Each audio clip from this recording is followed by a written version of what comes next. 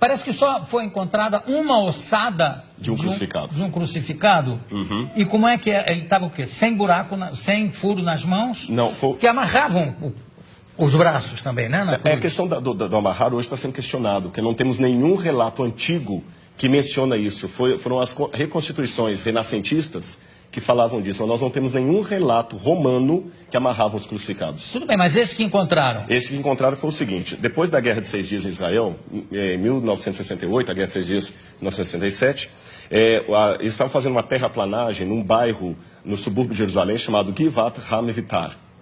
E os tratores bateram em ossários, ou caixões de pedra. Sim.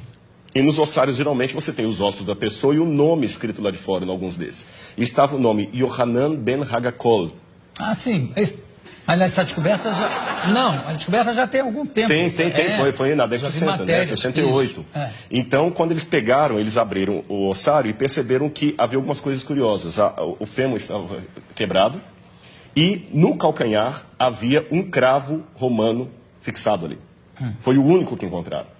Então, a partir daquela ossada ali, eles fizeram um levantamento legístico de como seria a posição de um crucificado na cruz. E é bem diferente do que a gente imagina claro. Das reconstruções medievais. E o sofrimento de Cristo ficou de uma maneira muito mais dantesca, a visão arqueológica, e eu até diria legística, porque foram médicos de medicina forense que fizeram reconstituição da causa morte. E o negócio de cravo na mão não tem? Não, porque o osso dele estava muito fragmentado. Mas, então não tinha, os ossos da mão não estavam todos inteiros. Pelas profecias, certamente não é uma ossada de Jesus. Ah, não, com certeza não. Porque, inclusive, se eu não me engano, tem uma das profecias que diz: nenhum dos seus ossos será quebrado. E não conhecerá a corrupção. E nós temos evidências. Eu sei que muitos historiadores hoje negam a ressurreição de Jesus, pensam que é uma teologia, mas eu digo, com base histórica, a ressurreição de Jesus aconteceu e nós temos muitos elementos históricos para afirmar isso, a despeito do questionamento de muitos historiadores. Mas sobre a ressurreição? Sobre a ressurreição. Mas qual é o dado histórico que pode haver sobre a ressurreição? Claro que é uma questão de fé, para mim é uma questão de fé. A própria forma como os relatos evangélicos estão não demanda uma propaganda. Porque o que é uma propaganda? Uma propaganda, às vezes, você mascara, enfeita uma coisa para vender um produto. Aqueles discípulos estavam, em primeiro lugar, sofrendo perseguição e abuso por causa daquilo. A ressurreição era uma única doutrina da antiguidade que ninguém aceitava. Eles aceitavam a história de Platão, que a sua alma ia para o Éon, podia aceitar a história de Pitágoras, que você transmigrava a alma de um corpo para o outro, ou então ficar com os epicureus, que morreu, acabou. Mas ressurreição... A reencarnação exatamente, a transmigração de almas está ali perto. Exatamente, alguns judeus aceitavam a reencarnação. Agora, a ressurreição era uma coisa que ninguém comprava essa ideia. E outra, na época, pelo machismo... Mas isso mas isso não é uma prova histórica. Sim, mas a forma como os evangelhos foram descritos é interessante. Eles quebram todas as regras de propaganda. Quer um exemplo? Porque para eu saber se é histórico ou não, lembremos, história não dá para levar ao laboratório e repetir o processo. A forma como tratamos a história é diferente. Se olha um documento, e o que você considera uma prova histórica? Como ele foi redigido? Ele foi redigido de uma maneira histórica, com E, ou uma maneira de propaganda, ou uma maneira real. E os evangelhos, por exemplo, eles mostram que a primeira testemunha de Jesus ressuscitado foi Maria Madalena, que era mulher. O testemunho de uma mulher não era válido. Se eles quisessem vender uma teoria, eles colocariam que os homens viram Jesus, e não as mulheres, porque o testemunho de uma mulher não era válido. Segundo, o fato de Jesus ressuscitar no terceiro dia. Para o judeu, até o terceiro dia, você podia ter um coma e voltar. Interessante que Jesus ressuscita depois do terceiro dia, ele estava realmente morto. Outro detalhe... Mas ele não ressuscita com o mesmo corpo que ele morre, né? Mas é um corpo glorificado. Glorificado, mas ele tinha algo tangível. Tanto é que quando ele aparece para Tomé, o famoso São Tomé, o incrédulo, ele fala: Tomé, veja que o senhor, que um espírito não tem carne e osso, toca nas minhas feridas. E depois ele pergunta: o que vocês têm para comer? Eles tinham peixe e favo de mel, e ele come com eles.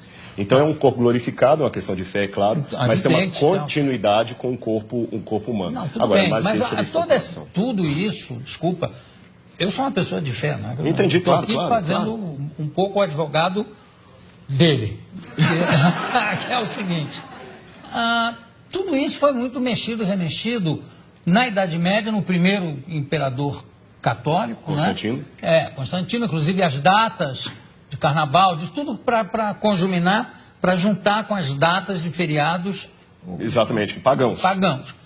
E também ele foi um pouco copydesk dos evangelhos, que tem uma opção de outros evangelhos que ele é que resolveu que não valiam.